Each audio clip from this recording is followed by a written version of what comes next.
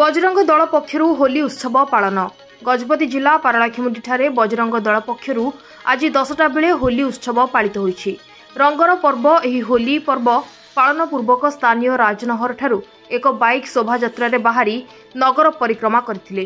विश्व हिंदू परिषदर कार्यकारी सभापति लोकनाथ मिश्रଙ୍କ नेतृत्व विश्व हिंदू परिषद बजरंग दलर सदस्य माने उपस्थित रही एही होली उत्सव पालन करथिले।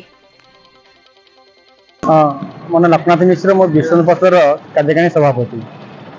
देखो तो आज गोटे आमर हिंदू धर्म गोटे पवित्र दिन जहाँकि पाला गजपति जिला उत्सव मुखर ना पिला ना छुआ ना बुढ़ा बुढ़ी समस्ते आनंद सहित पर्व पालन कर।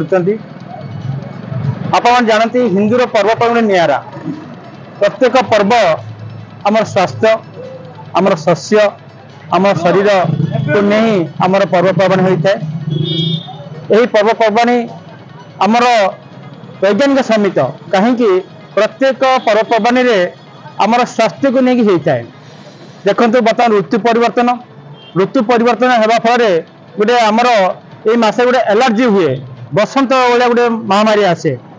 आम पुराण पत्र रेखा अच्छी ये समय आम जदि फगु फगु होली खेलवा जाफल जो महामारी रोग बसंत तथा एलर्जी मुक्ति पाई।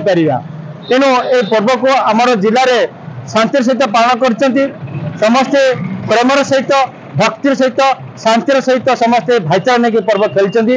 ए प्रशासन आमको सह मात्रा सहयोग कर शांतिर सहित पर्व आज पालन कर। आम बजरंग दल तथा विश्व परिषद तरफ समस्त हिंदू प्रेमी तथा पालाखेमुंडी जिलावासी को अनेक अभिनंदन। यह पर्व खुशी पालन करूँ भाईचारा सहित रुहतु चाहे जहाँफल आम अखंड भारत करने गोटे आह्वान हो।